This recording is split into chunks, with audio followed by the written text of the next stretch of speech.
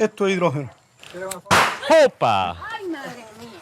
Okay, so that creates the explosion. El hidrógeno funciona. We're in western Cuba, where the price of gas has reached as much as $30 a gallon. Humberto Palmero is trying to increase his mileage by pulling hydrogen from water to create combustion for his engine. ¿Fue qué? ¿De cerveza?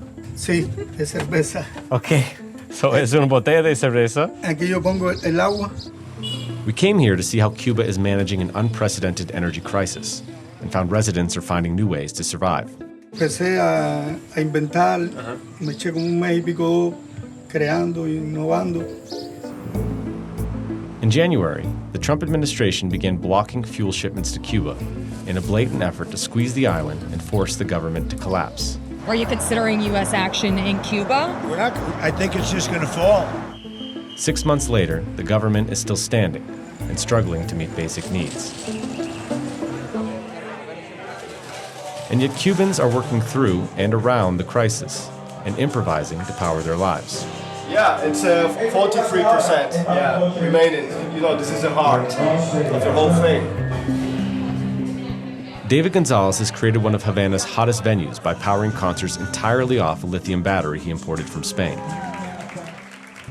We depend totally on the use of electricity that you have, as a supply, because without it, we would be dead. He uses his battery to fuel parties for artists and activists at his childhood home, which in Cuba is both an act of resilience and resistance. Resilience, it's a double-edged sword. We Cubans can adapt to anything, but at the same time, it's not a very good thing because our priority is adapting to the situation, to the mess they have crafted, instead of overthrowing or dismantling our government. Across the island, we saw how Cubans are adapting to their circumstances. They're installing solar panels on their homes and vehicles, and they're modifying gasoline generators to run off natural gas connections. By innovating, they've allowed the nation to stretch its fuel supply much longer than the Trump administration had bet. How much longer do you think Cuba can really survive without significant intervention from an ally or some significant change in U.S. policy? The intimate expectation in political circles in the United States was that Cuba could not survive beyond April. And here we are. Under very difficult conditions, with our people suffering, but here we are.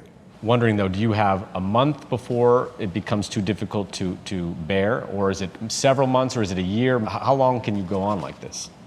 I can't answer that. I don't think anyone can answer that.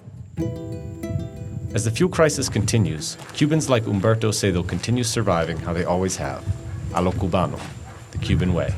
También crías tu propia gasolina. ¿Y cómo? ¿Cómo? Con unos inventos que tengo ahí. Okay, ¿podemos verlo? Sí. Okay.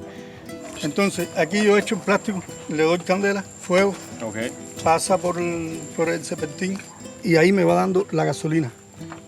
¿Hacía otras cosas antes de eso? Todo eso, No. todos los eventos son nuevos. No, son nuevos. Trabajo en un parque infantil y me dedico a otras cosas, con negocios y eso. Y no, Eso es algo de necesidad. eso es algo de necesidad ahora que por la crisis lo he ido usando. Los cubanos somos fuertes y resistentes. Hay que seguir guapeando hasta que exista una solución definitiva.